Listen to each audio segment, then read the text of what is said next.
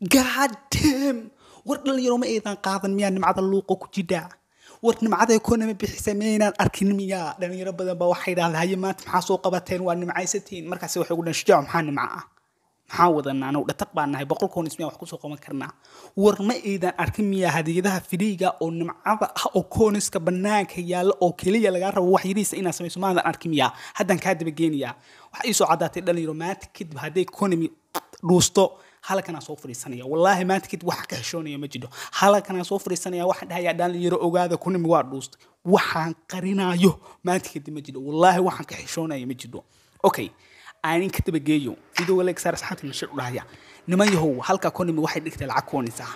waa 100 koonis iyo 50 koonis oo halka yaala sidee ku heli karaa 100 koonis saxaab wax kale maahan halkaas aad tagaysaa game ba ciyaar soo badinaysa خلاص waa ina badiso game kan ciyaaro bis kadib 100 koonis waa haysataa waa inta kaliya kotonka kalena hada si fiican kugu sharxay wax laga rabo ina objectivekaas yani halka kuwa arkiso inaad iyaga yani aad fuliso marka 3 xabo marka 8 xabo qaad qaato kadib adiga kan isaga iska xalismaya waa iska fudud yahay laakiin labada ayaa leen ka qaadin toban maalin aad 9 maalin ba ka hadhay yaa leen ka qaadin wixina dafsiista oo maalinta isniinta soo socday IB ka sugayna kan hada ka faa'iideysta ninka dhahayo Philip Lam waxa uu maleynaya ninka inuu noqon doono RB-ga game-ka ugu fiican aniga saas rajeynaya ninka waa nin dab iyo naaraha yaa yuusa indaafin ninka dad u maleemay 100 koonisna wax ku soo qabanaysa xaaladdu waa kiran tahay laakiin xal ba uu keeni doona insha Allah marka ninka aniga laftigeey waa raadi waa ku hanti beelay Philip Lam waxa isleeyahay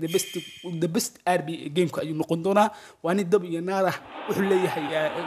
diibkiisu aad u fiican yahay ama karaalkiisu oo fiican yahay sidoo kale dib waxyaabo racing shoot xataa waa leeyahay dub banaanka shootkii khatarta waa leeyahay waxyaabo badan buu leeyahay inta kaliya ma laha baasas khatar ayuu leeyahay ninka baasastiisa anigu waa amaanay ninka anigu badis waligiin inta aan jirin wallahi ninka hadii anu waa ku hanti beel lahaa ninka ma garatay waa dab iyo anu asaasan isleeyahay RB ugu fiican game-ka ayuu noqon doona wax markaan detailkiisa fiiriyay waa ka sii dan laakiin hore xataa waxa aaminsan ninka inuu the best noqon doona comment ku soo qoriyaa soo helay sidoo kale dhalinyaro waxa arkay dhalinyaro badan oo ila soo hadashay shujaac sax wax xasal lagu dhacay saas la dhacay adiga maxaa lagu dhacayaa shujaac soo ma taqaanid soo kuma kalsoonid description-ka wax ku dhig whatsapp-kayga waa ila soo hadlaysa wax u baahan tahay ana ku fududeynay insha Allah wax kasta u baahan tahay dabto waa kana ku waxaan anay shaqadayda tahay aniga uu igu kalsoono waa ka ana ku gabagabeeyay wax kasta u baahan tahay okay dhalinyaro waxaan akhrineynaa commentiyadii sida balantina kaga qaaday ninka dhalinyarta saaxib shujaac